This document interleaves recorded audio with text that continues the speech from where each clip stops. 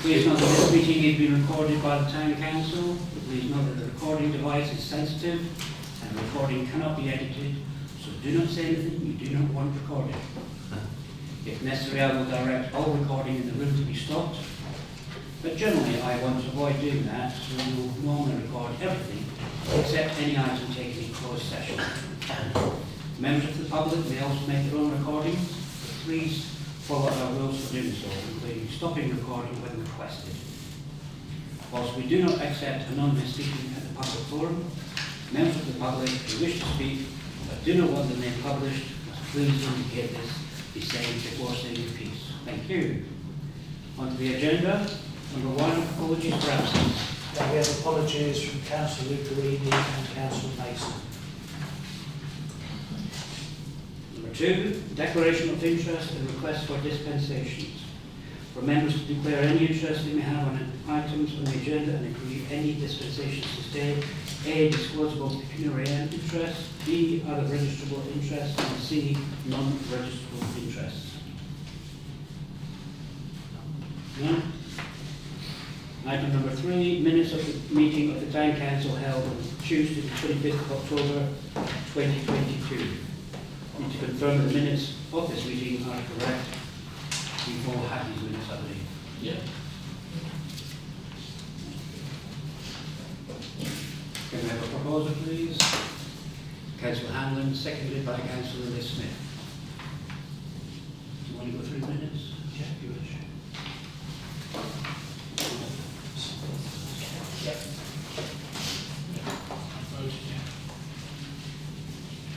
Sorry, all those in favour? Carried.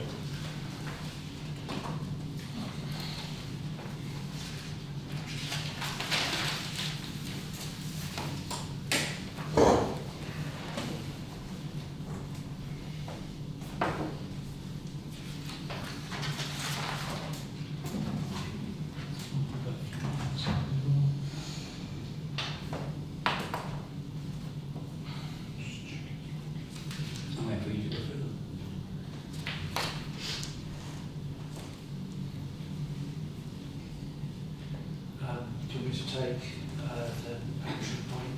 Yeah. So I've talked to the organisation that organises Bee Friendly Towns, and there's basically a number of criteria that they've come up with. They kind of presented them as rules. This is what you have to have, but they were a bit random, and one of them was that you have to have one of your railway station platforms has to be bee friendly. So I contacted them to say, you know, how strict are you on that sort of thing, because it could be quite an investment. Would they accept Tesco's from? Well, I pointed out we have a bus station, and you could certainly put some planters around the bus station, and they decided that they were guidelines rather than actual rules, which is not what the website says, but that all seems quite possible. So I'll put it on the agenda for energy and sustainability to have a decent discussion about it, how that can be done, and then report back to full council. Thank you.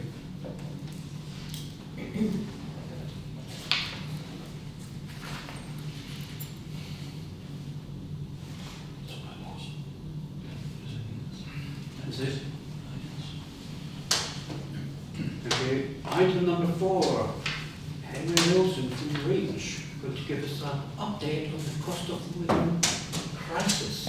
Crisis. Well, In fact, Where would you like me to stand? it says crises.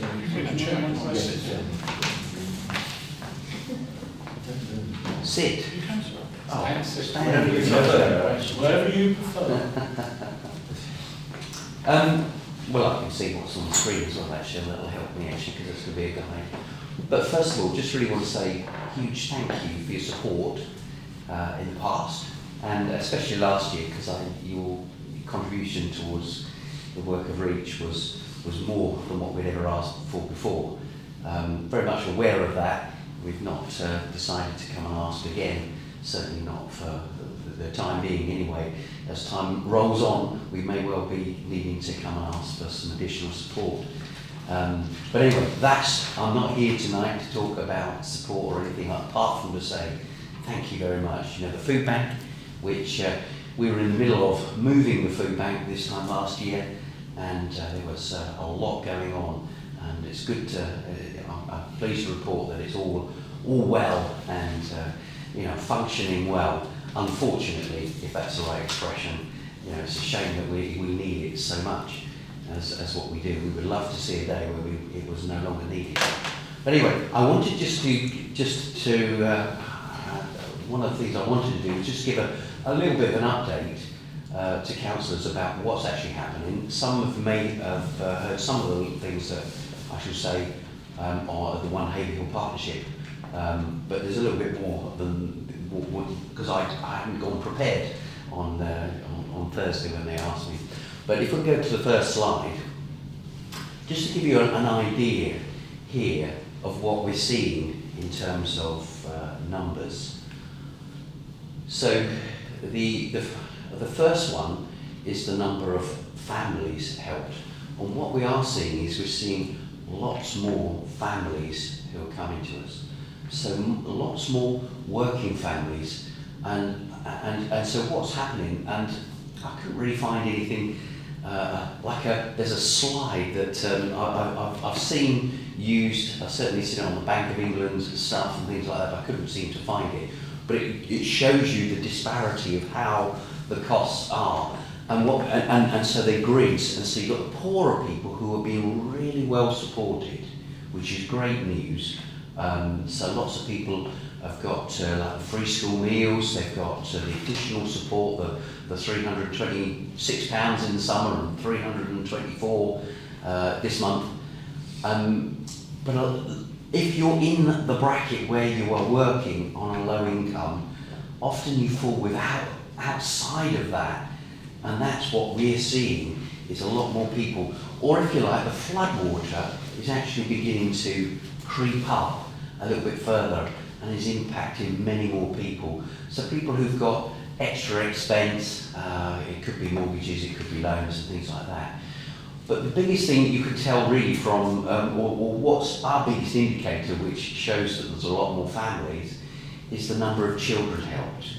We're seeing a lot more children. So, and when I go to the next, I'll go to the next slide now, because this is really the largest number, as you can see on there. I can tell you what they are really. So there's people helping with food.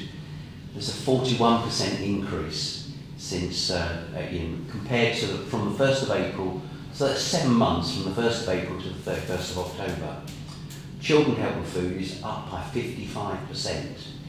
The number of food boxes is relatively quite small in comparison. It's because one food box is going a lot further, if you get what I mean. So one food box is actually, so lots more family food boxes. So a lot more food is going out in one foul swoop to a family than previously. And that seems to be the story that we're helping, or that we're seeing. And unfortunately, I can't see it getting an awful lot better, but I don't want to just come here with doom and gloom, because we are here to help, and I just really want you to, well, I know you know these things anyway, but I wanted to give you a little bit of an update on where things were. And by the way, I've actually, you may have seen some of these. I sent this through to Colin. I don't know if you did circulate it, but obviously it doesn't matter if you did or you didn't. It doesn't really matter. But you'll see here what I've got. We sent this out around about end of September time, but it was based on the same figures from the 1st of April to the 31st of August. So that's 5 months, but we wanted to do something just to get out something before harvest.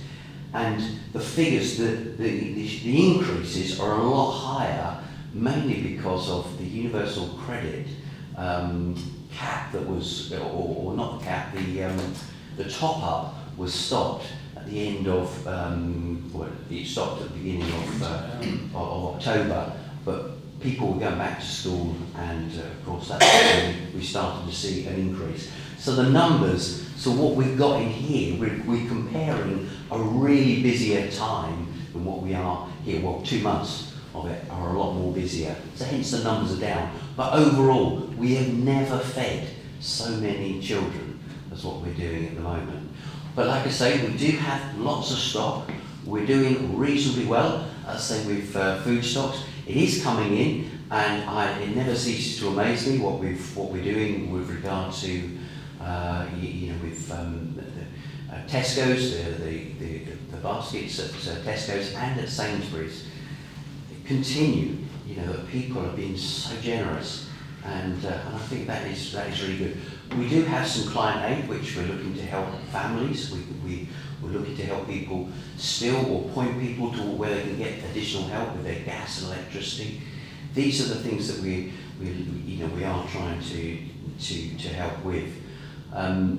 Like I say, there are working families that we're seeing, and people who've really fell on real hard times. Interesting, my colleague came back on Friday and said it was so cold in this lady's house. She's a pensioner and she hadn't turned her heating on, and it would have been easier to gone outside and done the meeting outside, because it would have been warmer outside in the sunshine. But I think also there's something else, that the messaging has to change as well, because she could actually afford to have her heating on.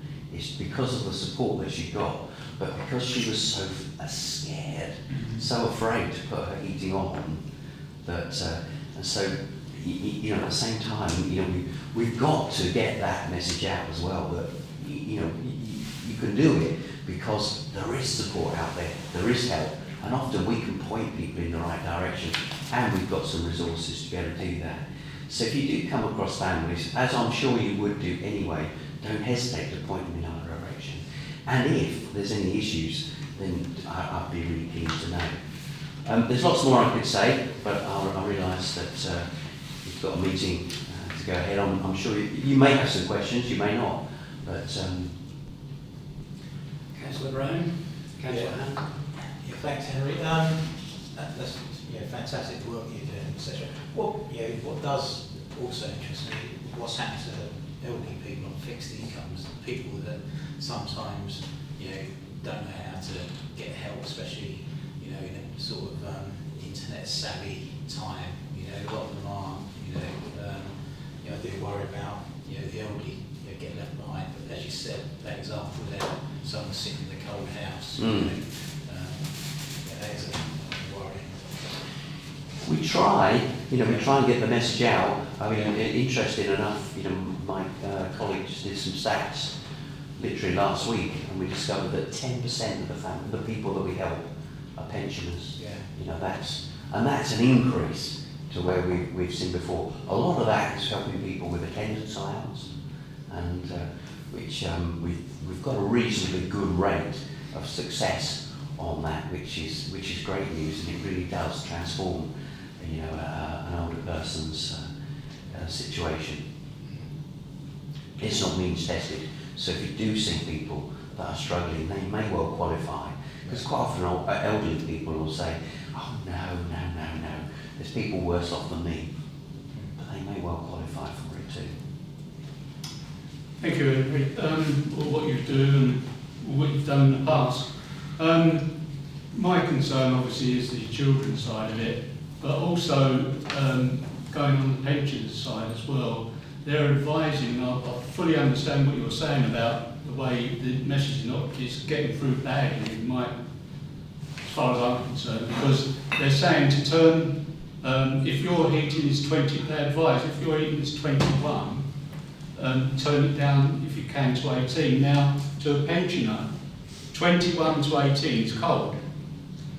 It should be 22 for a pensioner, and any elderly people. So I fully agree with that, with the message that's really, it's not getting through about pensioners really, it's just about overall average, and that is my concern as well.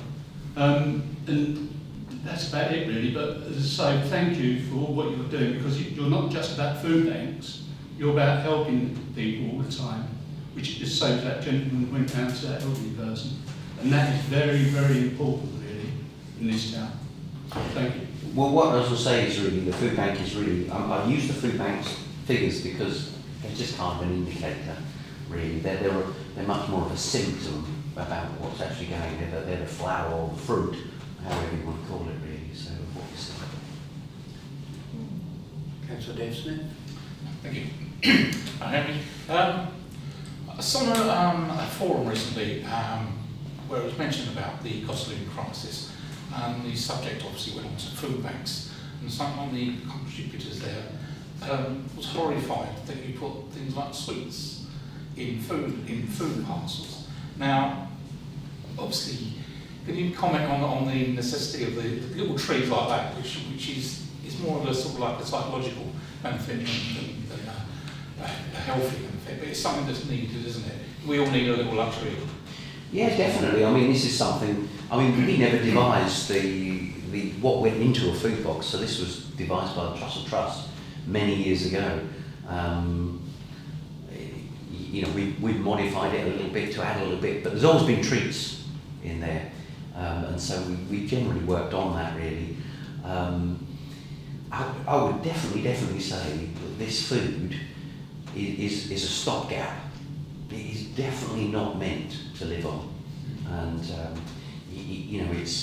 it's full of sugar, it's full of salt, it's not going to be the best. I mean, definitely, we would really prefer it that people actually got enough money to be able to buy, enough, the food themselves. Plus, it's dignity as well. It adds dignity if they could afford to.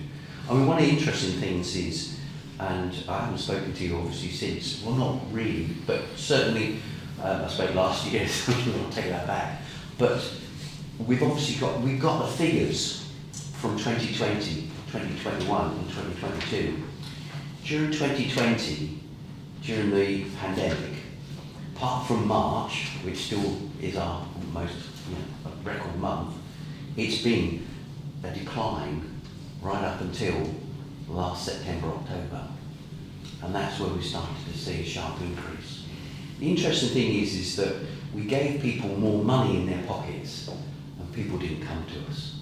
And that's a message that I've certainly mentioned to Suffolk County Council. We've spoken certainly around about the free school meals, because free school meals, you don't qualify, you only qualify up to £7,400. After that, then you don't qualify.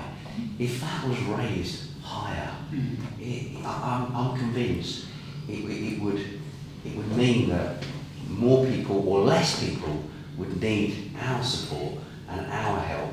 And I would much rather that. I would much rather give somebody a food voucher, and we have been giving people food vouchers, so in actual fact, the figures could actually be higher than that.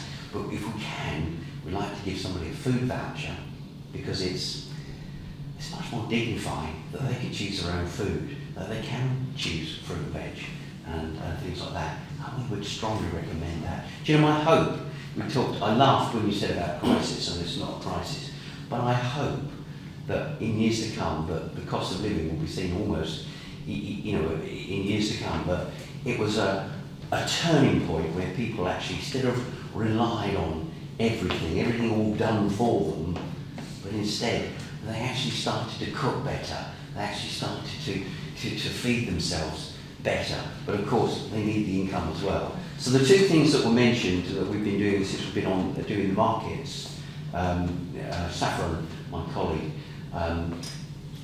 low income is the issue that they're raising, and secondly, it's life skills. So this is what the general public are saying to us: life skills. So cooking and budgeting. And so, and I think that is the case. Some of our families that we help, unfortunately, and it's very much a sweeping statement, so forgive me, but often they can't cook so well. And that's one thing that we fear within Reach, is the lack of resilience at times and the wherewithal to actually make things go further. You see, when my mum taught us as we were children, we used to have a pot on when it would last a couple of meals, 2 or 3 meals. Unfortunately, that doesn't often happen so much these days. And if we can begin to see something emerge from this time, it could be it could be seen as a good thing. Then I say necessity is the mother of inventions. Thank you, Henry. Councillor Burns? Yeah, I think, and this goes back to what I've said to Colin in the past, is we have a £100,000 facility at the Lacing Centre is hardly ever used to teach people how to cook. Love to see it being used more. I agree totally, and I really think we ought to put this up the agenda a lot higher.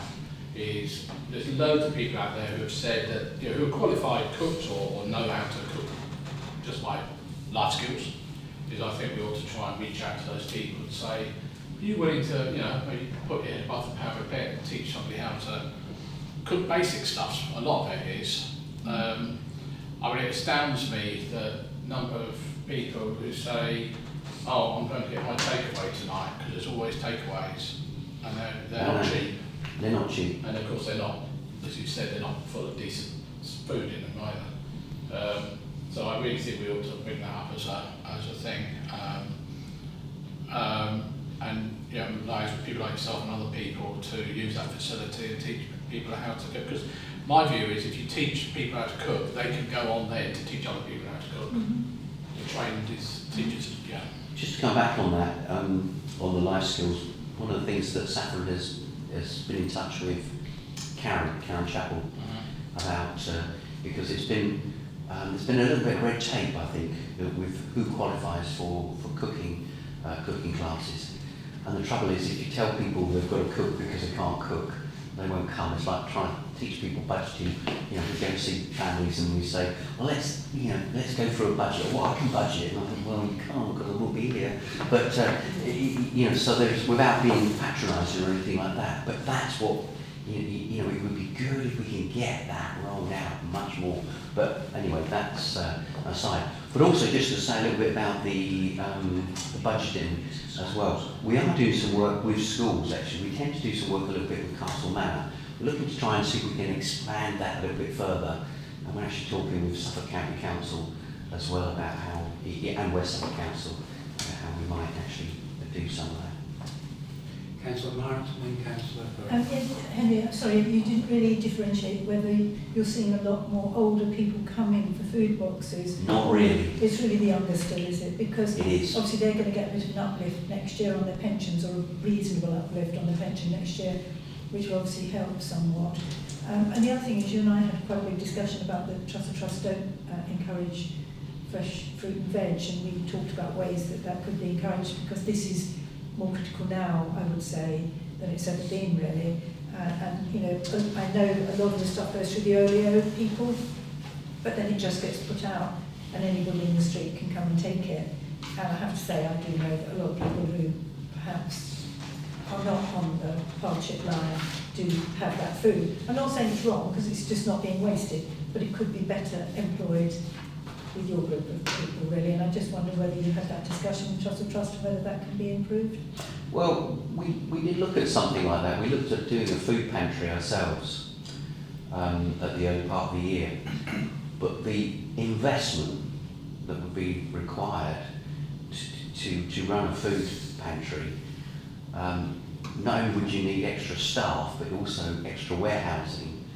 And I felt that for us personally, I'll come to the second part of that. For us personally, it was a little bit of a mission drift, because our focus is ensuring that people have got enough finances and ensuring that they've, so we wanted to spend our time maximising people's incomes, so where they're not claiming for a benefit, we'll get them, help them to get what they need and what they require. But we're also talking with other groups about trying to encourage them to do fresh fruit and veg. One group in particular, Seventh-day Adventists, one of their real key things is a vegan lifestyle. I say vegan, I could be wrong, it could be vegetarian.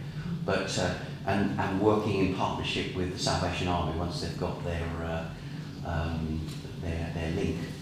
They came to me, and I bounced them back to you, actually, because they came to me to ask where they could get fresh fruit and veg, and I said, you guys need to talk to each other, so hopefully... I spoke to them, we've been speaking pretty much for the last six, 7 months. But of course, it's. What they turn out is fabulous, to be fair. It's good food. Yeah. But if you could find a way, even putting fruit and veg where people come to pick up their food? Well, we generally will if we can, if we've got it, but we wouldn't turn it away, but we wouldn't look to do a big project. I mean, we would rather see people have enough to go and buy it themselves. I'd rather have people educated on the fact that, you know, what to do with an onion and what to do with, you know, the pasta or a stew that can actually last. I love the ideas of these, what are they called, slow cookers. And yeah, I mean, we get slow cookers given to us, and this is what we try and do. We try and give out people slow cookers, but again, it's getting people, encouraging them to use them. All we need is someone to give us air fryers, isn't it really? No, but that'd be all very, It's a quick one, with education. How do people qualify for the food bank? Do they have to show any, is it means tested or do you just turn up here? Not so much means tested, so what we'll do is we'll have conversation with them. So one of the things that we've got going on, pre-pandemic, everybody used to come into us and we would do all the stuff, but then it started to go over the phone. And so what actually happens now, we've got a team of volunteers called our triage volunteers. So in the mornings, we've got a team of volunteers who will actually take the calls, a whole series of, they're not trying to stop people, we're trying to encourage, you know, we're trying to trip them up, trying to find out what else they might actually be, you know, how else we might better help them. And then we'll, I say we might, that's the plan, we should be following it up within a week. Once they've had a food box, what else is going on in their lives? Because sometimes people are just so upset, they don't even want to talk to us really, they're just crying on the phone. And so sometimes it's just a case of reassuring them, get it sorted out, and moving on to the next thing. Henry, thanks ever so much. Can I just mention one other thing, just so that you know this rather than it comes second hand or anything like that, or is that, you wouldn't worry, is that because of what we found, you know, that a lot of our work is actually done these days prior to someone actually collecting the box. And so we've actually divided up the way in which we work. We now have you know, so we've got our debt advisors and those that go out into the community. So if we get like what we call a red flag email or a phone call, that will mean a community outreach advisor goes out to see the person. So if they're talking about suicide, that means an advisor will go out and see them. There's no, it's not just, oh, drop in and see us. No, we'll go out. But often what we're finding, and certainly since 2020, I mean, more than 80% of the people that come to us, you come to have food, they've rung in or made contact with us to start with. And so, and when you think that in 2010, 2011, 2012, the majority of the people lived in the Haverhill South Ward, this is no longer the case. And so it's spread right across town. In fact, on the new estate, which we've got being built at the moment, we're having families that will come to us from the new estate, and that can sometimes be like a 4-mile round trip. And what we were finding is that people were coming to us by taxi, which seemed absolutely crazy. And so we've started to move around the town, and so we're actually we're now opening on Chalkston 2 afternoons a week. That'll be from next week. We're in the High Street. We're going to be working from St Mary's Church and also from the next door coffee shop. Much more of a mobile service, and we'll also be able to take that out into the villages. So we've got a new food bank van which arrived within the last few weeks, courtesy of Cubico, the what do you call them, the solar panel. They've donated pretty much, well, they've pretty much paid for the van. In one foul swoop, which is absolutely great news. So my question has got to be, what's happened to the old van? Well, we're looking, we might actually end up using both. The jury's still out really, because the insurance doesn't run out until February, so rather than try and claim it back or anything like that at the moment, we just thought we'll see if we actually still need to. But yeah, so we've got to January, to 10th of February. To make a decision on that. Thought leading up to Christmas. But certainly the idea is to be much more mobile. So it could be we've got somebody out in one of the villages as well as in one of the towns. talk very briefly about slow cookers. Can you get in touch with Wendy at St Mary's? Because they definitely need slow cookers. Because they're going to do exactly what you're asking, and that's fresh food. Okay, we might have to check with our donors on that because they've given it to give to families who are, but I'm sure we can, yeah. We can put a call out for that, Bruce, if you want, on the free side. And before I pass you back over to councillors, volunteers, you've still got lots of volunteers coming in? You wouldn't believe it. I tell you what, we've got a real coup there with Elaine Hughes coming to join us in end of January, early February. So we went from our volunteers had really, ebbed and flowed, as you know, and but we're now up to pre-pandemic levels of volunteers. And in fact, sometimes it's hard to actually place them all. We're approaching 70 volunteers, and we dropped down to around about 30. So Elaine is definitely bucking the trend there with volunteers, but it means that she's actually looking after volunteers, and so there's a lot more investment in them, which is good. Fantastic. Okay, we'll have Councillor Martin and Councillor Hammond. It's just quickly, the little story that you just told us about outreach, is it not right you're closing the resource centre though, Henry? That's We may well do. That's something yeah, we're so looking I at. thought that's what you were going to say. Is that the reason you didn't want to? We're not necessarily, and by the way, there's nothing to do with finance at all or anything like that. It's just accessibility. Yeah. So the cost to actually rent other places will far outstrip what we pay for. What would be helpful if you closed that is for us to know how to contact you. Absolutely. So straightforward, telling everybody to come to the office, to ring the office, Okay. and yeah, we know we've got a job on our hands to actually make sure people. So we're doing it in stages at the moment. So it's all being staged. So it's we're currently at next door on a Thursday, Wednesdays at Chalkston, the rest of the times at Resource Centre. We're gradually Send that taking list one to away. Colin so that. Yeah, certainly. Councillor Hammond. Yeah, thank you. Yeah, the trouble with fresh vegetables and fruit is they don't last very long. But there is a thing in my road, there's 2 houses where Tesco's give out their fresh fruit, or not so fresh, fruit and vegetables to these 2 houses, and they go as quick as anything. Very, very quickly they go, within a couple of hours, and there's quite a lot as well. So that's the problem with that. I wonder if you could educate me really. I know that at Churchill they have home economics there.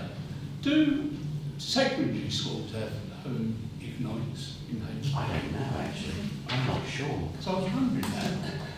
Because it's very important, really. Well, I'd like to think that they would. I know they do it at Churchill. Yeah, we'll just call it cookery even. But anyway, it's another story. You'd be selling as well. Yeah, That might be a big problem. That's the reason why people. We'd love to see budgeting go on to the curriculum as well in the future. That people learn how to Well, budget. that used to be all part of home economics, because they do that at Churchill as well. It's all bought that sort of finance and everything. Henry, thanks ever so Sorry, I much. can't- We're going to have to close it down because we've No, got no, the agenda. I'll leave these on the side Please here. do. There is a little story on the back of a lady from Haverhill on the Clements, Now, you're more than welcome to stay for the rest of the meeting. I've got another meeting to go on to, which I think Good starts at excuse. 7:30. No, it's very true. So, all right, I better take handles anyway.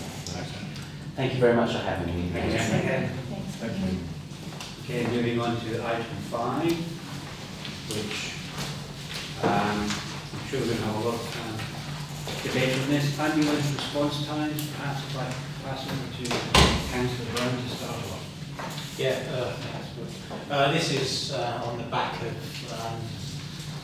and this is not having a go at their ambulance staff, because they do work very hard locally, and yeah, it's their lack of resources, and specifically what's happened back in January, we had the rapid response vehicle removed.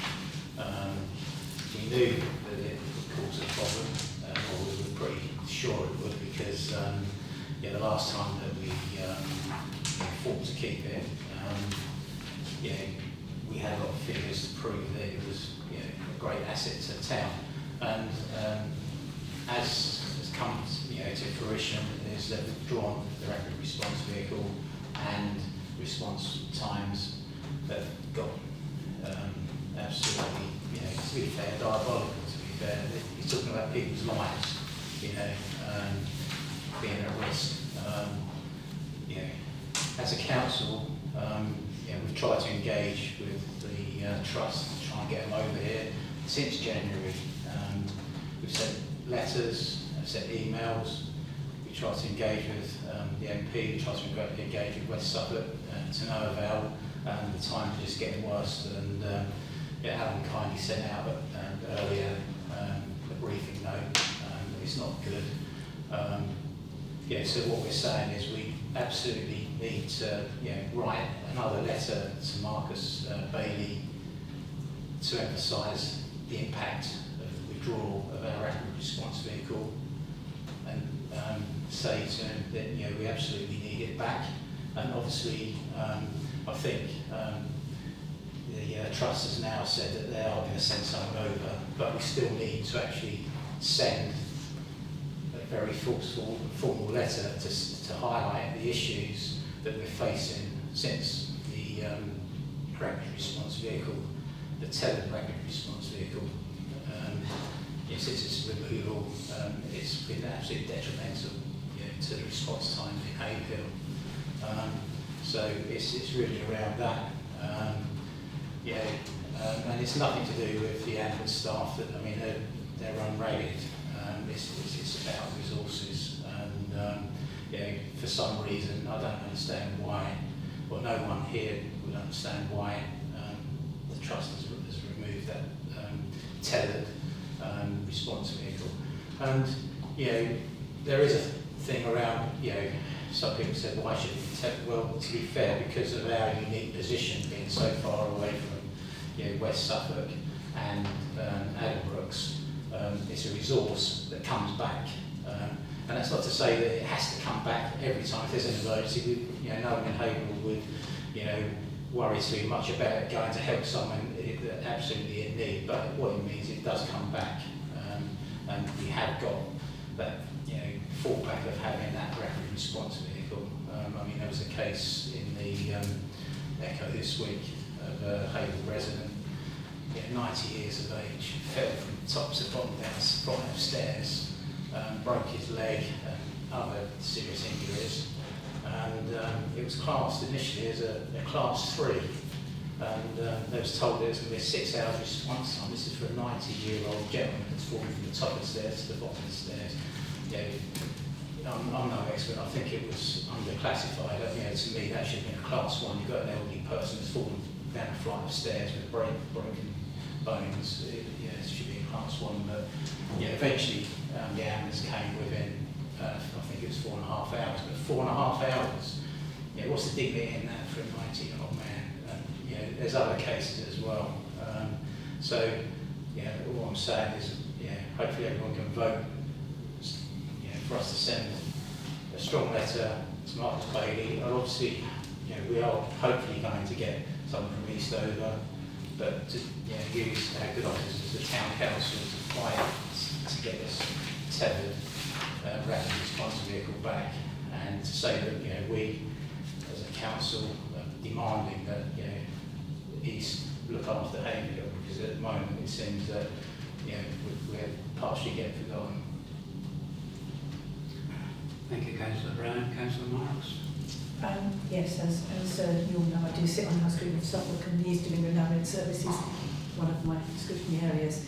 They have just done a new draft strategy, and I have had the opportunity to review it, and I have suggested to Tony it's going to come up at scrutiny in January, 25th of January, and it will be a heavy scrutiny, and I have suggested to Tony that he comes along so that he can directly talk to the Chief Executive. And also worth asking the Chief Executive, you've been here for 2 years now, what have you exactly achieved? Because it is a question we are all asking, and I have drafted some really quite strategic and tough questions. I can't be specific about Haverhill because on scrutiny I have to scrutinise Suffolk, but the questions remain the same really as to why the trust is failing more than any other trust in the UK, but I do think it would be worthwhile. I think this is a very circuitous conversation that keeps coming back here and really achieving nothing. And believe me, we feel like that as well on Scrutiny. So I think coming along and actually talking to Tom Abel face to face, challenging him there in the room, I think if you can spare the time to come down, it would be very valuable. Thank you very much. Councillor Roach, then Councillor Smith. Yeah, very simple, quite happy to second Tony's suggestion that we write. So I think the more pressure that we got on in terms of this scaffold listening to us, I think it is welcome. I don't think we're going to get the answer, and we certainly could debate this for hours and hours and hours and still not have a solution. So I think writing to them and saying, have the decency to at least come and talk to us would be a good move. Even if they don't give us the answers we want, at least we get it from the horse's mouth. And Mark was quite right, going through scrutiny and having those people come to the scrutiny meetings to be challenged is the best way of doing it. And I think anybody can actually come to scrutiny, can't they? Yes, any members of the public can come. Yeah, so and they have to come before us, whereas here they can just, I don't mean to be, I can't, but they are ignoring you. And I think this is an opportunity for you guys to come and really push the point. But there's certainly more weight coming to scrutiny than there is perhaps coming here, so there's more of a challenge. And I think perhaps that's the way to use the system. Councillor Smith. Yeah, I wholeheartedly support this motion that we send this letter, but also with the published press release. I think that's very important that we do that at the same time.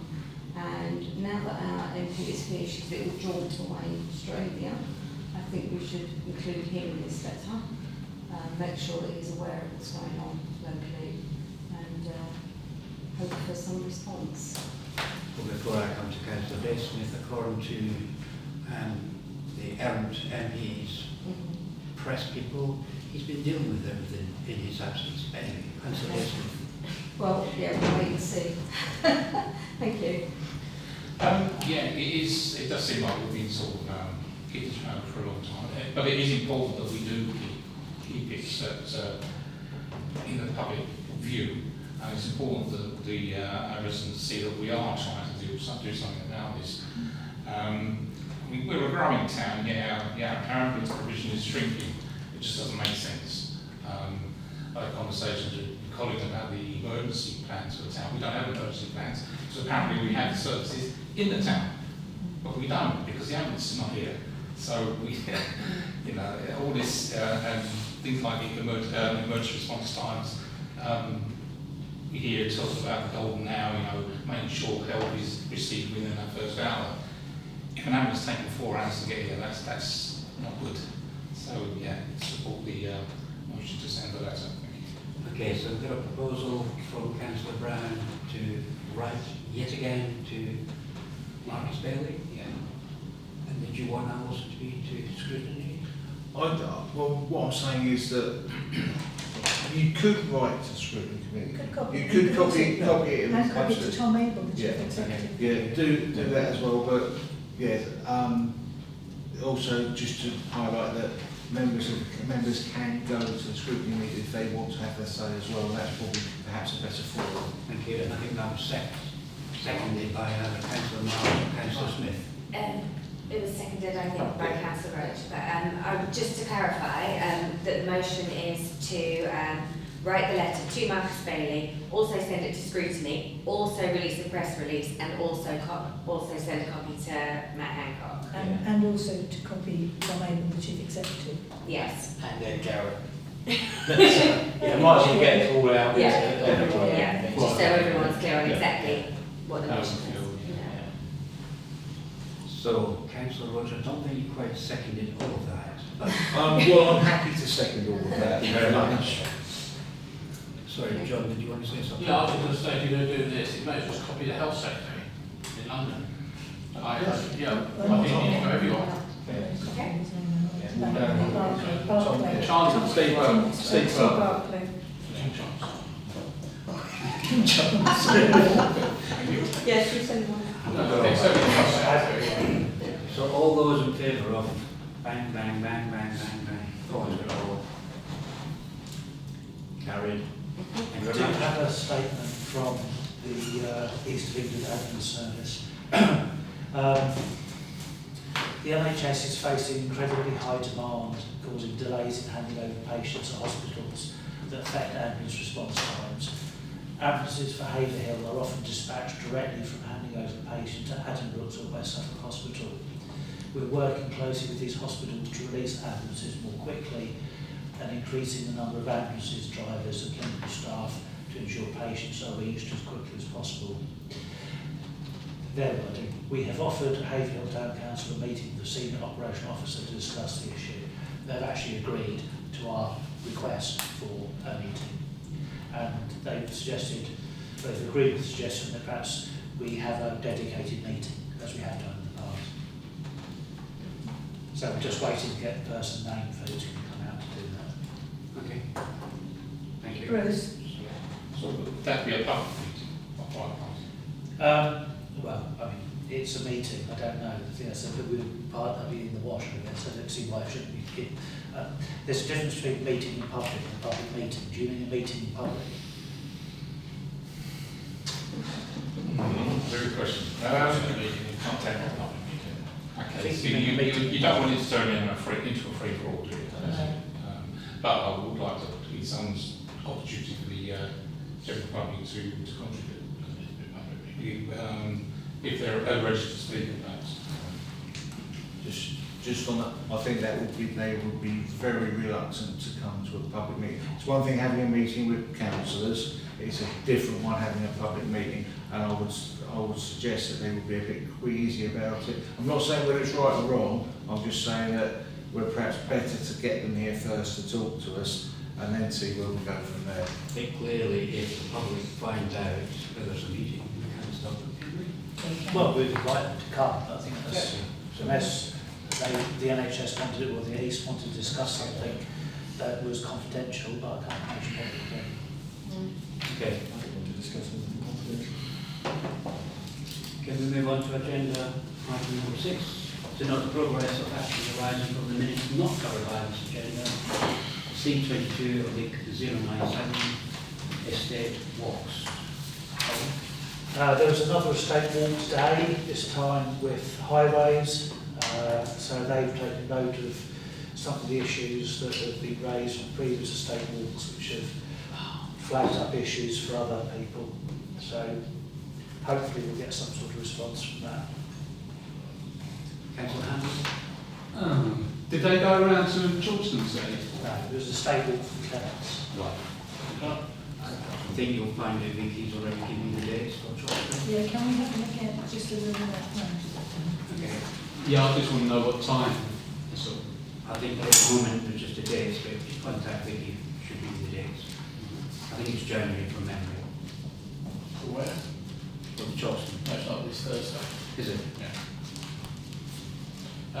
Sorry, can I? sorry, John, do you know what time? Not yet. I don't know who's organising it either. Havebury were organising them. Yeah, so I was hoping they'd actually tell us, although they've been particularly, it's not our problem, mate, recently, things I've asked them to do anyway. They've got one highways here as well, that's the thing. You doubt it will get it there. And most of the Chalkstone is related to Haverhill, the Suffolk County Council themselves, not necessarily the. Perhaps they'd pass it on then.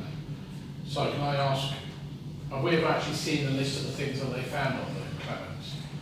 I'm sure they're not unique to Clements and everyone else. No, they're not unique at all. Is someone ever like West Suffolk have been compiling that list. Are they? Who? West Suffolk. Yeah, but who is West Suffolk? Johnny. Oh, he's here. Okay. He was present at the time. He was present today as well. I've got John. Okay. We move on to item 7A. Police report. There is no police report, but consideration to nominating councillors to reinstate the liaison meetings. I'm led to believe that the new inspector that we have doesn't come out in the evenings. It doesn't work even. So it doesn't work evenings, so he's not going to come to a meeting. No. And we had some meetings during the day. We used to have liaison meetings, but to be honest with you, they were not town council meetings, they were meetings that we had, I mean, we were meeting way before I was ever a councillor. I think they're too not focused in terms of the people. So I've spoken to the inspector, and my view is that we ought to get the community engagement officer along. She's the one who knows what's going on on the ground, not an inspector who covers Sudbury and Haverhill. Or we get Stuart Manuels down, the sergeant. Cheryl lives in town, he lives just up the road here. And I personally think every 3 months she should come along to our camp and tell The us. inspector's offered that anyway from I know. No, I know, yeah, but I think we need to make it a formal thing that at least every 3 months they come along. Because, I speak to her, in the street and get information. But I think it's nice for them to say, this is what we've done and this is what we're doing. This Constables County thing, keeping me swearing in that, it's just purely historical. There's not very much in it at all, that she gets about this much in a document that costs an absolute fortune to create, which nobody hardly reads. And I think it'd be nice for it to get it here, the public want to hear, they can either live stream it or be here physically. I mean, obviously it'd be lovely to have the SNT meetings, but we ain't going to have those. So that's my personal view. I think it gives everybody the opportunity to ask questions. And particularly as we know, come May, there's going to be councils around that may have problems on their wards or whatever. That's my personal view. So the inspector has offered what exactly? So Cheryl is the community engagement officer, so yes, she can come along to meetings as required every 3 months or whatever, but also the liaison meetings if we want it, which is actually more in-depth discussion, which tends to also include stuff that can't necessarily be said in a public forum. But I can go back and tell him that we don't want those as a problem. Councillor Brown? We used to, Yeah, no, to be, they were very, very good. I Can't thought. also. Yeah, I've been biting their hand off. To be fair, we used to have those liaison meetings. We used to have the SNT meetings, and they both complemented each other. Plus, we used to have someone come along to council meetings, didn't we? So, I think it's a good pipeline to push, like you say, the stuff that potentially couldn't be in the public eye or ask questions, etc. I personally think it'd be a good thing. Just like that, the only problem is, a lot of that is confidential. How do you then make sure it remains confidential? Well, I'm not telling anyone. Or getting no. Simple as that. But how do the councillors get to know, is what I'm saying. No, but obviously it's between councillors, and there's got to be some give and take. You will go to meetings where there's things that are discussed that potentially can't go into the public eye, etc. So it's a trust basis and using your common sense. But as well as I do, they were very informal meetings. They were not council meetings. Exactly. That's So- what's good about them. Yeah, exactly. So, but this looks like, with the town council seems to be saying, well, we want to nominate people, whereas before, I mean, there were people on it who were not councillors before. Yeah, what I'm saying is that, personnel meetings, I'm not on the personnel committee, I don't know what goes on in those meetings whatsoever. I've got, so, Asked. yeah, so, My comment on this is that I really feel strongly that it's a new inspector, if he can't just take half an hour or so out of his time just to come and introduce himself to the town council. I mean, Cheryl is fantastic, yeah, we all agree with that, but Cheryl is not the inspector. So that's my view. I just really don't understand why the guy is not willing to come and see us. I think he's offering this,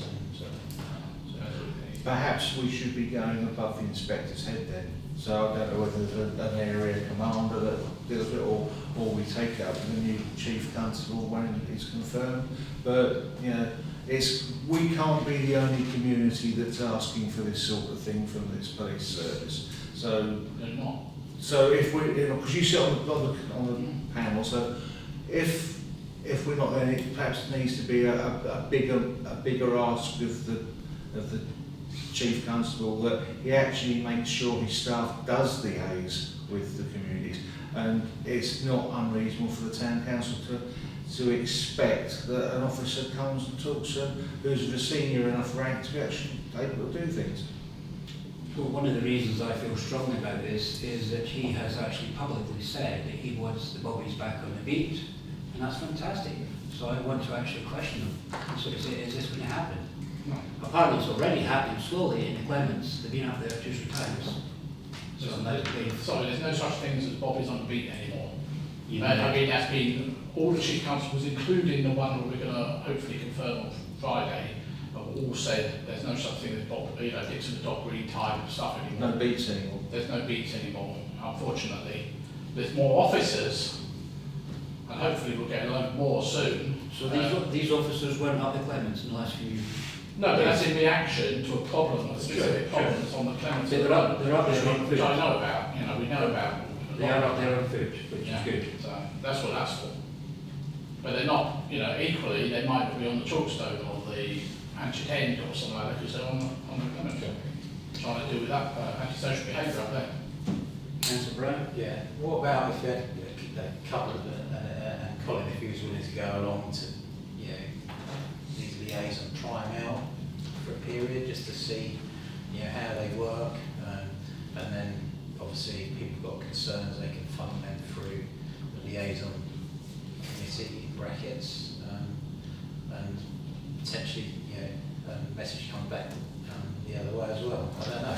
It's worth trying if that's what the inspector wants to Would do. you want to do that? I didn't know about the not coming in the night time thing. Yeah.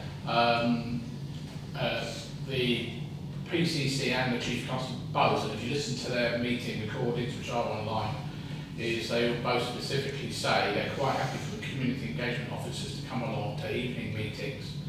But what they're saying is you can't possibly go to every single meeting because, even in the Sudbury and Haverhill, there's 43 villages. Yeah.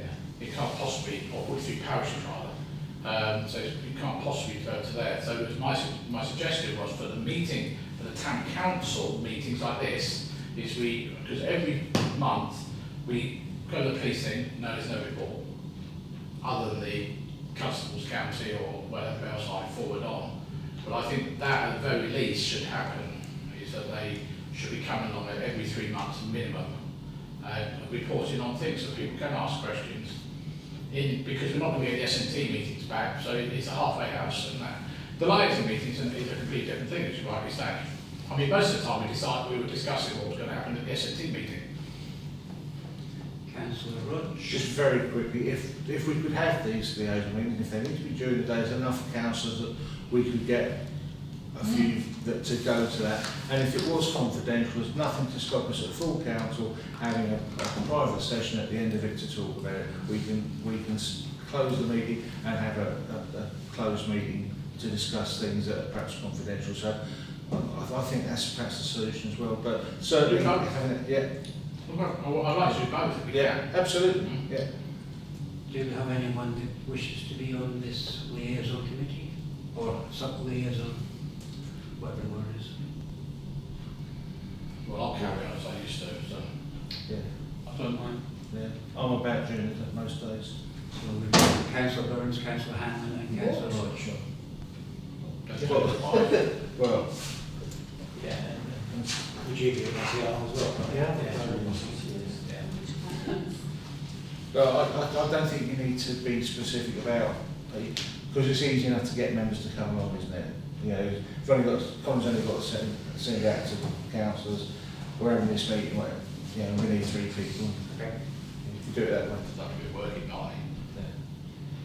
Do we need a seconder on that? Yeah, if you wish. So we had the proposal, who's willing to second it? Councillor Morris. All those in favour? Carried. Moving on to county council's reports. Councillor Rudge. Okay, well, Joe sent one out earlier on, just to add some bits and pieces to that. I went out with Colin this afternoon, we went round the Clements, and we did actually have highways. We also had the cabinet member for highways come out as well and walk around with us along with 2 officers. So I think that was useful. In terms of other highways issues, You know that we're having fibre put around various parts. There will also be more fibre companies coming to lay their own cables, which will mean that things will get dug up again and reinstated again. It's outside of the control of highways and county council, but it's a government scheme with fibre cable companies to put this stuff out, so it's part of the competition. They don't liaise with each other, so whilst it's wholly unacceptable that residents have got to go through that, there's not really a lot in terms of control that we have over it, other than making sure they do work properly and reinstate all the footpaths and roadways. But it is frustrating. Very frustrating. Yeah. Basically, myself and councillor, I know. Yeah. we've now got the second lots. Yeah. It's going to be a third lot, so it'll soon be just dug up bits, not pavement left, but just, you know, bits have been dug up, and they're not actually using the same Channel, no, I know, and I have discussed it with the portfolio holder, and it's outside of our control. We have no control over it. It's absolutely It is ridiculous. It is ridiculous. It is. What makes you sick really is that basically the government have got money, because this is obviously subsidised, because I don't know anyone, the gig clear their cable down our road, and I don't know anyone that signed up for it down our road, and now we're getting full on fibre, going to be doing this exactly the same, weeks down the same road. So obviously someone's subsidising, the government's subsidising us, something to John may know, but why the heck couldn't they, government, ask them to just put a ducting down the thing and then reinstate the whole pavement? They've got money to keep getting these different companies. There could be 10 different companies come along, absolutely ruin the path. It's absolutely madness. Yeah, you couldn't make it up. No. And you get these green boxes springing up everywhere. So we did that. Interestingly enough, I went and I was invited to go and look at the anaerobic digester at the Euston site, because obviously, you know, they've got these proposals that could be coming on by Epicenter. So we all have concerns because of the smell and the traffic and whatever. So I did go to look at the one on the Euston estate, which is not near any settlement. It's in, and it's actually sort of set into the ground, so they dug it out and there's an earth bum around it and whatever. And all of its vats, they're all covered. So my reaction is, did it smell? Would it, if any of you had gone down the 505 and gone past the one at Bulldog, it wasn't like that. But yes, it did smell, but it smelled more like a brewery. So, because they're of the process. So I have been to look at it. I think it will come, the planning application will come to county sometime next year, probably early. It will be a decision for county council under waste. We also had the portfolio holder for waste come out as well last week on that site visit, along with Councillor Bobby Bennett, who's that division it sits in. So it was interesting.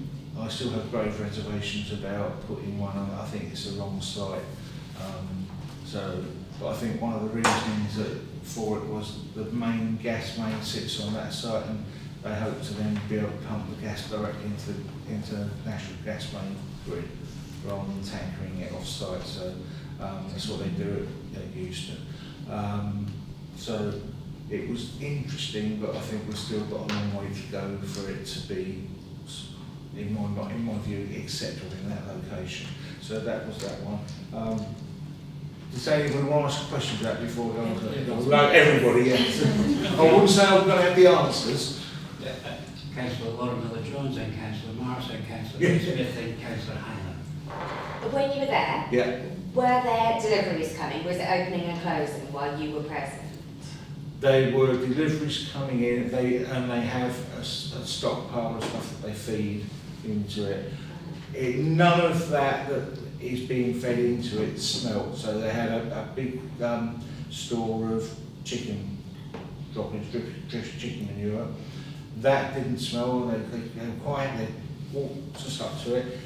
He took a handful of stuff and sort of crinkled it and offered us a smell, which was lovely, but it did. I have to say that didn't smell. And then the rest of the stuff that they feed it is from farms, so it's basically crops that they feed into it. So it's a brewing, effectively it's a brewing process that releases the gas and creates the digestate that becomes an organic fertiliser. So it's a closed loop system. So it was interesting. They produce a lot of gas. So I think this one they're saying that potentially the amount of gas that it would produce is equivalent to it being able to run 5 to 7,000 homes on gas. So that's that sort of volume. But none of the stuff that I saw there was particularly really horrible, which was my perception when I went there. So I'm not advocating one, but I'm just testifying as to what I saw for that site. But I suspect that other sites are different. So I'm hoping to be able to get them to look at some other ones. So I know there's one outside Beccles, there's another one near the class plant at Bury. So try and do a bit of research so that we get more of that. Councillor Marks. Yeah, and obviously David has to be careful with predetermination and bias, so when we go to the meetings, I tend to ask David questions that he has to answer because he's a portfolio. And one of the questions I asked David at the meeting was, could they have change of use if they got this biodigester? And the answer was they could, and it would be easier for them to get change of use. Is that not true, David? They could apply, but it's the same for anything with planning. You can then put another planning application in for a variation. But once you've got something, it's easier to get a change of use. But my understanding from what they were telling us about this particular plant is that it wouldn't be able to take something that was that different. It's a different type of plant. And my farm used to have chicken manure delivered to our home in the garden, and I can tell you it smells pretty raw generally. It's not as attractive as you're presenting that picture, David. I'm not saying it was attractive, I'm just saying that... And also my understanding is that it's not going to benefit the local people, apart from it's going to be unattractive, right on the gateway to Haverhill. And also with the epicentre, the people who are renting those offices up there as the, up high have got a fantastic view at the moment, and it will be affected by these industrial units. So I think all these things have to be taken into consideration. That is the gateway to Haverhill. And in my view, and I don't sit on any form of planning, so I can say this, I absolutely am against it, and I think it's in the wrong place. I'm not against the biodigester, but I'm against where it is. So, Thank you, Councillor Smith. Yeah, I did ask the question when I called the President of the planning working party. I did ask a question about change of use, and they didn't deny that was a possibility if it didn't it would make it pay doing it one way. And again, if an owner comes in to run the plant, they might have different ideas. But you mentioned it being on a gas main, but there has been no mention at all about that. It's all been about taking it away in tankers. The only pipeline that's spoken about is sending the slurry, if you like, a couple miles up the road to a pool. Yeah. So initially, yes, it will be tankered away, and apparently the tankers will be powered by gas. But that's just a by the way. But it's because there is a gas main that runs adjacent to that site. Is eventually they want to pump the gas directly into that gas main. you're talking about Euston. We usually do it now, but for this one, that's why they want to link up to the grid there, and the gas go directly into the grid. So there's that, and something else I was going to tell you. I've totally lost my thread there. What's your thinking, Councillor Hanlon? Yeah, this is to do with fireways labour, totally off the subject. On the Chalkston, Newton Place, particularly Eriswell Road, which is at the top, the roads are in a real mess, that they're blocking up the drains, all the little chippings and tar and what have you, it's all coming away. It's in the particular areas where the garages are as well as Eriswell Road as well. It's in the right mess. And one particular place as well on the pavement, it's right outside the disabled person, and it's a massive big hump on the the tarmac is just gone into a hump. And anyone, non-disabled, can trip up it. It's about that high on the pavement, right in Eriswell Road. Ping me an email, Pat, and I'll get the highways engineer to come out and have a look. Okay, thank you. Councillor Burns. Well, funny enough, I was going to ask about when are we going to see the rest of the chalkstone will either resurfaced or the potholes done. And they may not be HMOP, but they've done other holes that were actually less HMOP compliant, if you like. And especially down the side roads, it's absolutely ridiculous. They've done some of the roads. I really think they may be waiting until the next financial year, but just tell us what they're doing. I think they just to not say anything is scandalous. But this is a typical I find with these district and county councils. They're not telling you anything. So I can think you ask a question? Yeah. I can answer the question. Certainly, they did all of that. I know, but then stopped. Yeah, because that was their priority. The other bit, the sort of bit further down the hill, the other Millfields Wade side, they haven't done so much because they weren't as bad. So we do still have to suffer HMOP. Colin would have seen that today when we were going round, and no, it doesn't work, and it doesn't. Well, no, it hasn't worked for 7 years since it's introduced. So I don't know why, but it's not. We've just got to it's keep not the fact they're pressing not doing it. It's the fact they're not it's telling us they're not doing it. Why they're not doing it. If they turn around and say we've just got no money, at least that's something you tell residents. Sorry, there's no money. But when you get residents on your back all the time, people, especially cyclists and things like that, cycling on Millfields Way, and they come to that. I know it's only down to the concrete level, but it's still, that sort of thing, and it will push you off your bike if you're not a cyclist, of course. So I was going to ask, am I right in the subtle difference between Bulldog and this proposed site is the fact there's no electricity generated?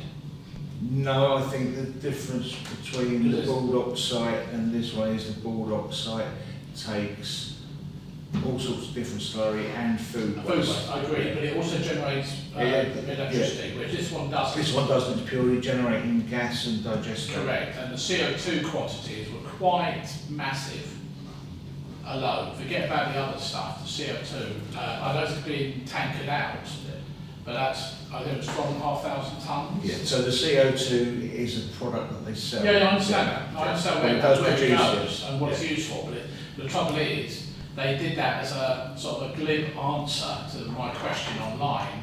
Oh, it's only 12,500 tonne. Yeah, that's a hell of a lot of tankers. Yeah, it is. And go back to what's been mentioned about transport. Yeah.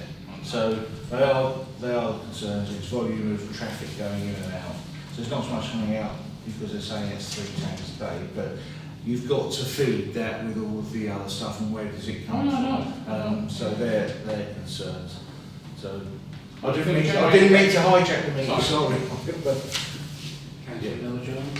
I understand another concern is about runoff, because it's I believe the site is in a sort of area that floods, and I suppose they wouldn't have had that problem with the one you visited if it was sunk into the ground in the same way as presumably if it's on ground level. They tell me they're aware of runoff and everything will be contained so the income.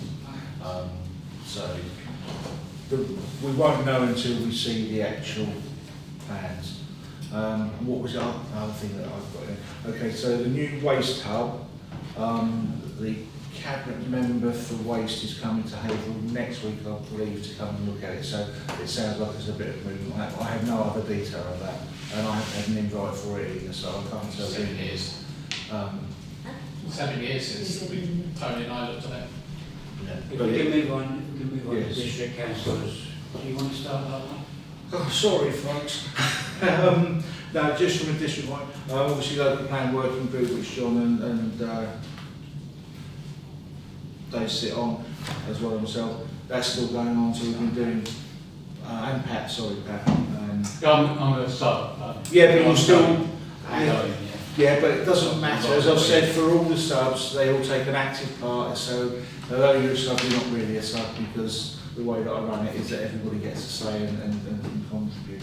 But we're doing final site selections, and then we'll be doing policy stuff later on, with the aim of getting it wrapped up into a formal document, final document early next year. I'm not saying it's a smooth path at the moment. I missed Thursday, but I understand it was an interesting meeting. Quite long. Um, Oh, it's over the right. but yeah, so we're progressing with that. And again, planning as well. Wednesday is looking at a new hospital site, so that's on the agenda for planning. And I think that's probably enough for me for one night. Any other? West Suffolk? I think most of the things are covered in the report and what they picked up there. We obviously, a lot of the committees we sit around the same things, but residents mentioned about digging up the cables, the boxes about upgrade boxes seem to be being put in inappropriate places, blocking pathways and things like that. Had a few calls about that. Fielding lots of press about our MP. So yes, it's been an interesting month. Absolutely. This report from Councillor Mason, which came obviously over our desks a couple of hours ago, the one that's concerning me, and I think it's concerning John Burns as well, is cinema loading area. A need for a TRO because of the cars are parked there, and civil parking enforcement can issue tickets. Well, the one outside the cinema, I haven't got all the latest maps, but the maps I have from 4 years ago, I was just checking them out, certainly don't show a TRO in that area, so it was accidentally missed. But you've got to remember, back when the CPE was, before it came in, so I'm talking about probably 4 years ago now, the way that they did the maps is they've come up with one single TRO for the whole of Suffolk, and then use the maps as the detail. The problem is that they didn't go back to the original TROs and draw the maps from the TROs. They literally went round and found out where there were W the lines and put them on the maps. So if there were no W the lines at that point, because you couldn't see them, they just ignored them. It's like Queen Street. I've been trying to get W lines down Queen Street because they will not enforce down Queen Street. However, if you go back 15 years to the photographs I've got of Queen Street before they put the thing on, there are W lines down there. Their argument is, oh, it was a conservation area, but after 2 years you can put W lines down a conservation area as long as they're the thin type. So, but I keep asking West Suffolk, when are you going to review the TRO? We were promised 12 months after the implementation. That is now at least 2 years away, and it's getting on towards 3 years past that the CPE came in. There's been no amendment to TROs at all, anywhere. And we've got all these frustrating places, like outside the cinema, like in Queen Street, and other places, that the officers themselves are being told do not enforce them because they're not legally enforceable. Now, yes, the cinema one is, but Queen Street, but then equally you've got like the Python, which has actually got TRO on it, and they're ignoring that as well. So it's a big problem. And if I just go on to the fibre optic side of things, I mean, they're registered utility companies, so they're legally allowed to put the boxes where they like. They may be unsightly. They have already moved one at Haverhill Road because it was actually put on West Suffolk land. Unfortunately, two of the companies are not allowed to use open reach conduit and ducting. By law, they're not allowed to use it. GigaClear, where possible, can use it, but again, they have to get open reach approval to do it, because apparently, if they did use it, and open reach came along and put their own fibre in, they will actually whip out the other companies' cabling. It's absolutely crazy situation. We have got this problem. I mean, your estate's not recently been done, Tony. You're going to get Lilla Connect coming along now to dig another hole, and you're ready as well. Yeah, they're already there. Yeah.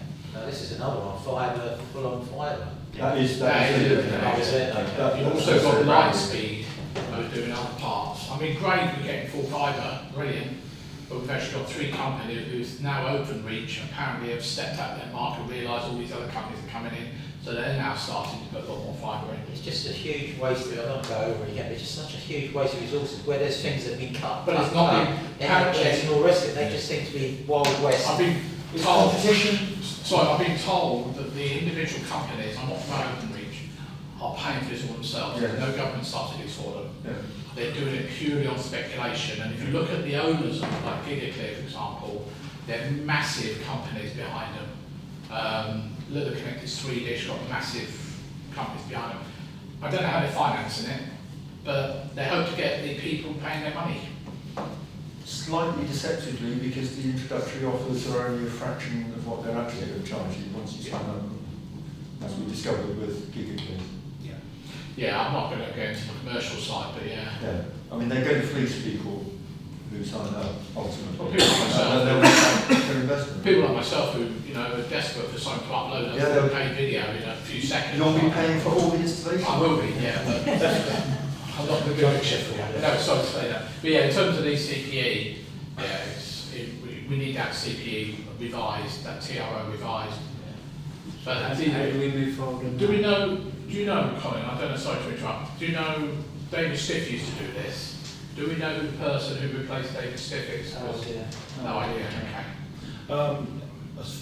For Who looked after TRO? well, it comes under Peter Stevens' portfolio, doesn't it? No, it's Suffolk County Council. Oh, Suffolk He County. worked for Suffolk County Council, David Stiff. He was the guy who was doing this, and he retired the day that CPE came in, rather than letting him carry on and monitor what happened. I don't know, but I would have thought it would come under Paul West's portfolio for operational highways. So it might be so. But if Paul doesn't know, he'll put it onto the right person. But try that. Always go to the portfolio holder. Okay, thank you. Councillor Hammond? Yeah, Chair, thank you.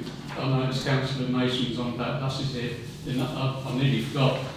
With the help of Colin, I got in, he wrote to Managing Director, was it Colin, of Stagecoach, thank you.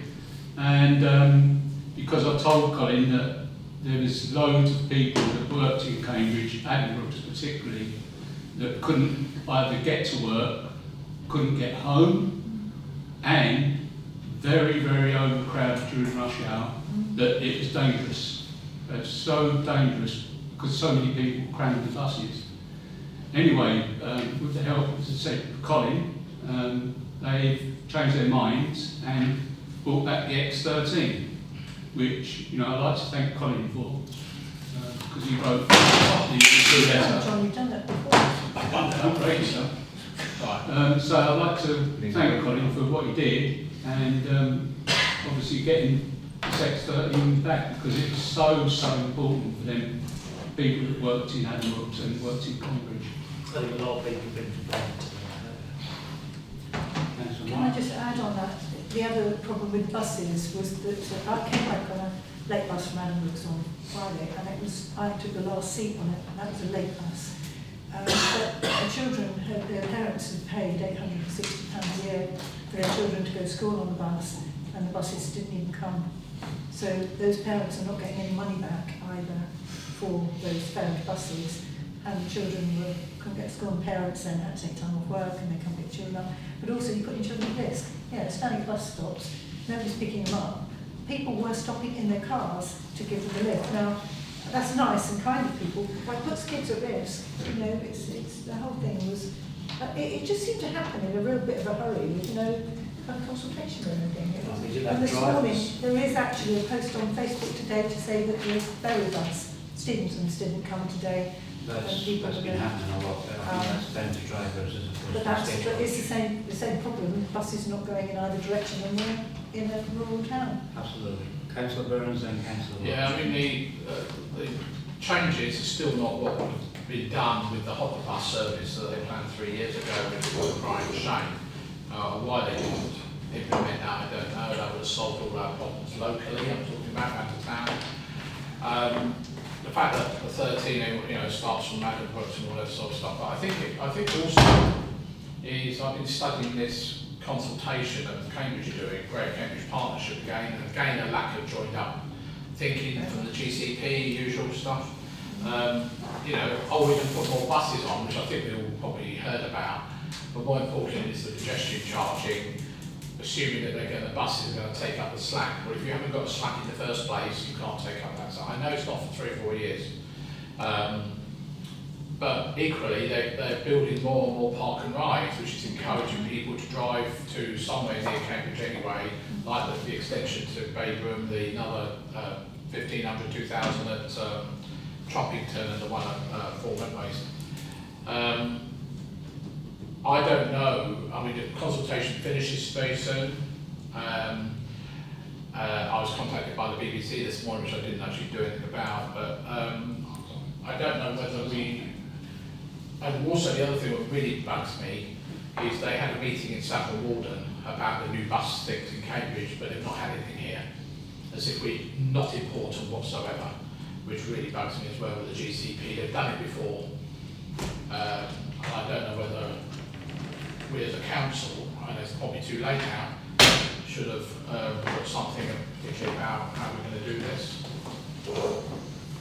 Councillor Roach. Yeah, just to follow up, because I sat on that scrutiny committee that Councillor Mason was on Thursday, and it was interesting, we had the MD from Stevenson, the Stagecoach didn't attend, but it was interesting the way that they were explaining the contracts, and it seems to be something that's been kicked off by what Greater Cambridge are doing with Stagecoach, and I think Stagecoach thought they were going to have a different way of funding their contracts, so that's which is, and it was that, I'm trying to get this right, but the concept was that Stagecoach, for example, was running the Newmarket services, and it wasn't viable because of the way that it was Stagecoach were being funded as a company, but Stevenson's can run it, so Stevenson's have taken it on. So if it's viable for them, why isn't it for Stagecoach? And then the other perfect storm we're going to get with buses on the horizon is that once Sizewell starts to come on, they will be operating hundreds of buses a day on that part of the world, and they will be paying attractive rates. Drivers with PS3 licences are in short supply anyway. So recruiting and retaining drivers is difficult. There's going to be a huge demand for bus drivers on the Sidewell side, and there's also a bleed of bus drivers to HGV work because you can transfer a PS3 licence or a HGV licence, so there's more money driving trucks than the buses. So it's almost a perfect storm. So I don't know what the answer is, but it's probably going to get more difficult than solved. Councillor Miller-Jones and Councillor Thurman. Yeah, just in response to John about the congestion charge in Cambridge. I actually am completely for it. I initially had concerns because obviously what you don't want to be doing is penalising people who can't afford to pay the charge, but it's going to be means tested, it's going to be, you know, all kinds of exemptions for people, blue badge holders, people on low incomes, all various, you know, NHS workers, things like that. So it looks like they've actually planned it really, really well. And it's coming in years after they claim they're bringing the better bus service. Yeah, well, exactly. So obviously things will be very different if the buses don't improve and it comes in and that people are struggling. But I think, you know, you could only object to it on the basis that you assume that what they're saying they're doing with the buses I'm not is objecting, I'm true. just saying we haven't commented. Okay. I've not views one either way. Okay, yeah, well, I just wanted to put my views out there because you sounded as though you kind of thought that we were No, I think we need against to it. make sure that the views of our residents are heard because of that. Particularly the NHS stuff, because it's going to include Addenbrooks. Yes. So low paid workers who work in, yes, you might have to do that, but they're going to have to go, presumably in 4 years' time, go through some sort of rigmarole of saying who they are, how to prove they are, you know, all that sort of stuff. So And the experience of the GCP is not been very good, because I've been on for many of their meetings, and I have to say, I walk away so frustrated. At the moment, Addenbrooks staff have to pay to use the Addenbrooks car park, and the vast majority of nurses, healthcare workers Yes. don't park there because they can't afford it, so they use the park and ride. Right. So, I mean, it's, you know, that's not going to be any worse They than shouldn't that. drive in the first place. But when I get on the bus, it's a bus service or Well, a train of course, service. exactly. If we had a No, digital fine. bus or I train know. service, yeah. But Can I mean, we often- vote? Well, I'm not worried about it. We'll just slow this down. We've got still a lot more on the agenda, so we need to process this down. 17, there's no members of the public going on. Number 8, we've had the mayor's report. Any comments, questions? Number 9, One Haverhill Partnership. Colin? I wasn't at it, but I believe a number of members were. Myself, Councillor Smith, Councillor Burns, Mark. and Councillor Mark, yes. So the proposal, they're looking at a project for One Haverhill Partnership, distinct project in what Andy Hunter has proposed, but of course there weren't very many members there to actually discuss it, but very few people turned out. So what they're proposing is to set up some arrangement where you integrate more children with older people in the town, so the children, what his thought was, and remember he's a school teacher, I'm not an educationalist, so this is not my area at all of expertise, but he said what he's seeing from children is that they have young parents and young grandparents, and some of the learning that we learn from older people just is not being learned by children now. They're not being fully informed, and he has started to introduce children to go to people's homes and have a conversation with older people and build up relationships with older people, and they're learning an awful lot from those old people about ways of working and behaviour and so on, and he is seeing it as being beneficial. I don't know quite what evidence he has for that, and he's looking to introduce them more into perhaps the old people's homes and to the care homes. So this is a kind of project that he's forging forward with, and I also asked him whether we could also work with the micro-enterprise to introduce into the town the new, I call it Care Plus, but that's not its proper name, so the micro-enterprise or community catalyst, so that we can start to improve health and social care. And I know David is, I know I can see your face, David. What drives me mad about this is you need to read back to 1958. The NHS was never conceived in that way, and privatisation, it's not privatisation. But, we won't have that discussion today. So that's... The minutes of that meeting will be undertaken in due course. So that's basically the meeting. Unfortunately, there just were not many people there. They were also introduced, of course, the new inspector who came along, which was very nice, and also a new member. What's the other new chap who came from Haverhill? He had two. No, it wasn't Haverhill. He had two hats on. I can't remember what. From the epicentre. From the epicentre. No, new guy who's taken over the epicentre, and he would welcome people going up and meeting the epicentre. So that's. Okay, moving on. Sorry, can I add? Very quickly, it will be hopefully be in the minutes, but there's this money that it's not the town, West Suffolk is getting from the government over the next 3 years. Unfortunately, it's very little, probably far too late, as I told the meeting. I was sat next to it again. Also, a lot of the West Suffolk officers have already decided how it's going to be spent, which is pretty par for the course, because we looked around and none of us knew what the hell these projects were. And I think Ian Galley was quite astounded that we hadn't been told by officers, and I think he was going to go and kick some posteriors, if you like. So that's just very quickly. Chair, can I just ask, did you all get an agenda?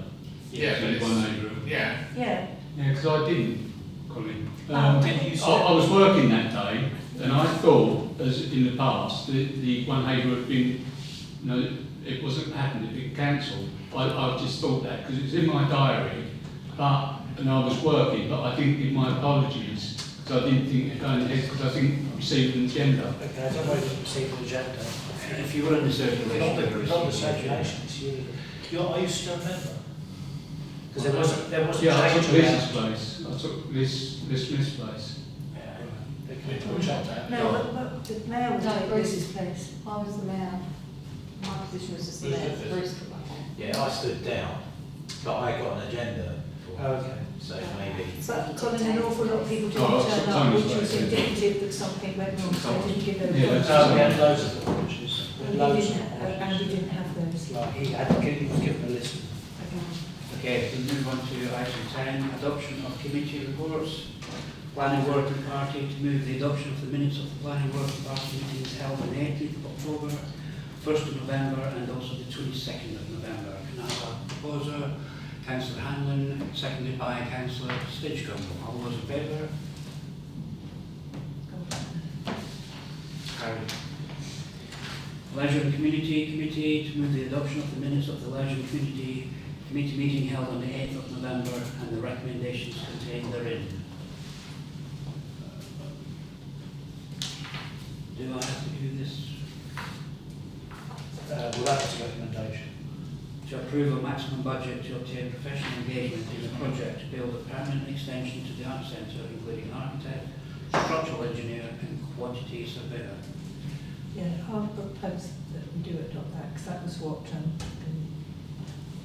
presented in the meeting. I know it's going to come up at L&C, but I don't believe we actually voted to we were waiting for, on the pop-up shop side of things, we were going to come up with a budget and feasibility, but I noticed on here is a view to opening in the spring. I don't believe we ever actually really got someone to talk about. Yeah, there wasn't a recommendation before council on that. There was waiting for numbers to come back. That's right. Yeah. So I'm just saying, when you get around to doing that, that's fine. So we can approve the maximum budget then, can we? No, that's a different topic. That's a different thing. That's a different thing.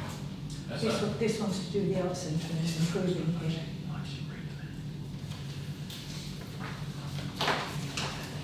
This is item 10B1. 10B1. That's what I don't know why it's one, because there isn't the two, but, you know, it's hanging on to approve the maximum budget. Isn't that new art centre? Yeah. I think, just to help, I think you've probably got to do B first, because that's the minutes All right.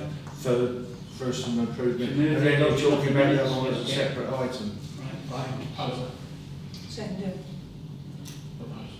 Proposed, seconded, Michael Marks. All those in favour? Carried. And then to approve a maximum budget to obtain professional engagement in the project to build a permanent extension to the art centre, including architect, structural engineer and quantity surveyor. Can I just ask, have we got any idea how much these people are going to cost? No, we don't have a quote or anything like that yet, but that doesn't stop us agreeing a budget so that the work can continue. But how long's a piece of string? Are we talking £20, 200,000? What are we talking I about? doubt it's going to be £20, but I would have thought if there was a budget of like 5,000 or something like that to be getting on with, then when we get the price back, if it's within that, we can get on with it. If it turns out to be more than that, we'll bring it back. Councillor Roach and Councillor Brown. I would suggest that we can't do this until we've got something to actually talk about. So how can you set a budget for something you don't know, because you just haven't got an idea? Councillor Brown.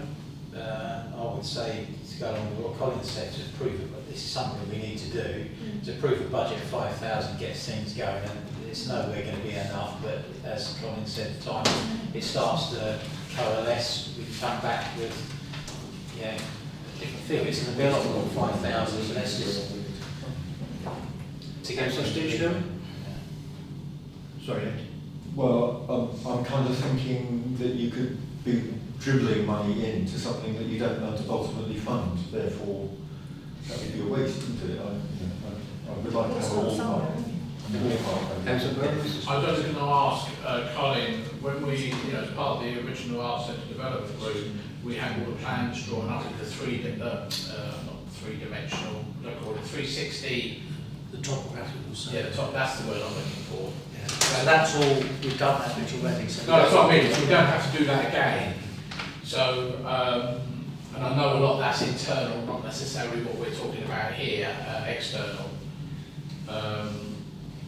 But it does concern me also that we've got a leaking thing out the back there, which, it's been up there 2 years and it's massively leaking, which makes me worry about the quality of the workmanship out there. Well, it was built as a temporary shelter. I know, and temporary. it's past its life. I've got a temporary gym, but it's going to be there 25 years, so, I bet you'll pay more for your temporary gym. Well, it's size-wise, perhaps not, but it's difficult. I have no idea what an architect, structural engineer or quantity surveyor costs. I've never Council Roach has suggested we wait and find out that, but the answer is if it turns out to be less than 5,000, for instance, is what Council Brown is saying, then we've lost a month. We've lost a month waiting. It depends how vital that is. Well,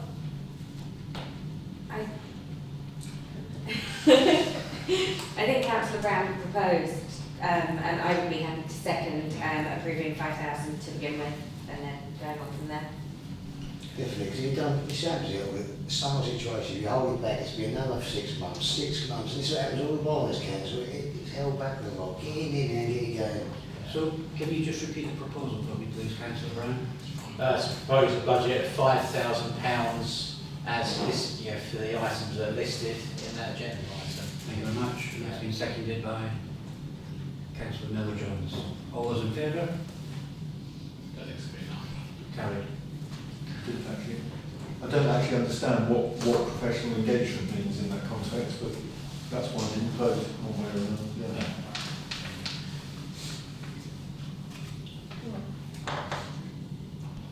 Sorry, can we have the vote again, please? I think it was 1, 2, 3, 4, 5, 6, 7, 8. Carried. I don't understand it either. I don't understand. But we've all voted for it, so that must be all right.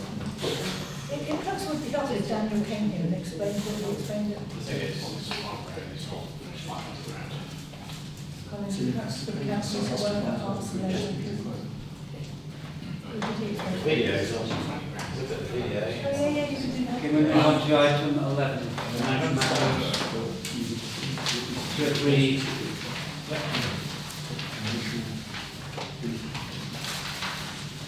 Sorry, can you speak at the same time as me? No. To agree financial matters to authorise payment list of £204,951.48. Can I have a proposer? Councillor Roach, Councillor Burns. All those in favour? Carried.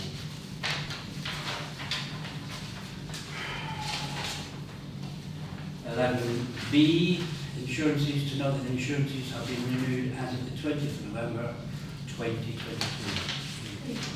Which is Yeah. Noted.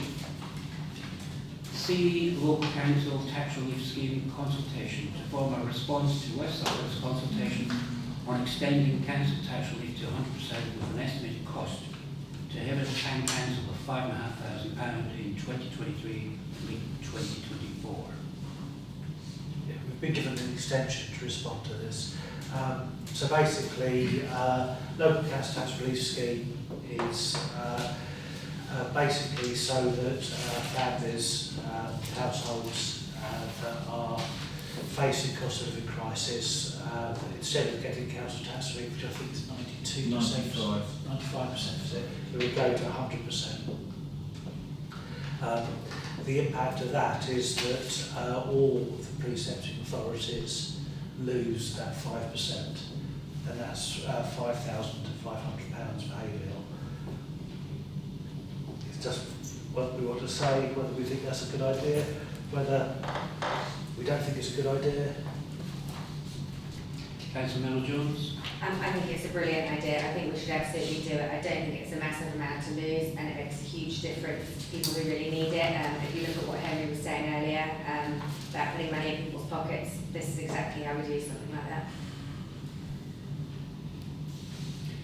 Councillor Burns and Councillor It's Smith. unfortunate that, as Henry said, is a lot of people are not going to qualify for this. But also what you've got to remember is it's more than likely that the tax base is going to go down as well, which will be considerably more loss to this council. I suspect, I don't know the figures yet, but Tax base isn't going down, it's not, it's been hit badly. yeah. So it's going up, but it's not going No, up. the tax base going up is going to be affected by what I Yes. mean is the figures that we're given. Ultimately, I think will Sorry, go can down. somebody explain what they just mean by that? Because I just mean anything to me. What? Tax base, what do you The mean? number of properties that pay tax, council tax. That pay tax that actually contribute to our. Oh, the pay rates, you mean? Yeah. Oh, sorry. I can say it's an old-fashioned word for it. Sorry. Councillor Destiny. As one of the people that voted for this, for something, I voted for it, as echo what Councillor Jones says. It's unfortunate we at a town council level have been hit like this, but it's unfortunate consequence, I'm afraid. When do we have to respond by? Tonight. The deadline's already passed, but they've given us an extension, so we log in, because Haverhill will be pro rata hardest hit, although Bury St Edmunds has more people, but it has more people who aren't paying, who aren't affected by They're this. not qualified, they don't qualify for tax. So So as a percentage, we've got the most people who will benefit from this. Okay, so I'm sorry, can I just ask one quick question? Because the government are recommending that trust tax goes up by 5% next year. Will that not? That's not for parish councils, that's for And do you not get any percentage of the parish council? Do you not any of that back? So and none of that will come back to you? No, we're not capped. Okay. If we're able to be 65%, then we're going to need to put some serious cuts in services. The budget is currently showing that we would need to increase the council tax by 16%, which is about 50p a week. can I ask when the Finance Committee is meeting?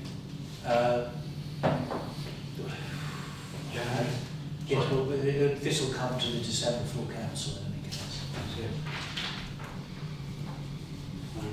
That's true. January 24th. Yeah, Okay. so it will actually be full council, we'll discuss the budget next month. Right. Okay, so we've got a proposal on the table. Do you have a seconder? You proposed. Oh, sorry. Councillor Brown. All those in favour? Carried. Item 12, to receive urgent correspondence. Do you have any urgent correspondence? Item 13, actions taken under delegated powers, there's none. Item 14, date of meetings for 2023. You should have all had this, which highlights all the meetings.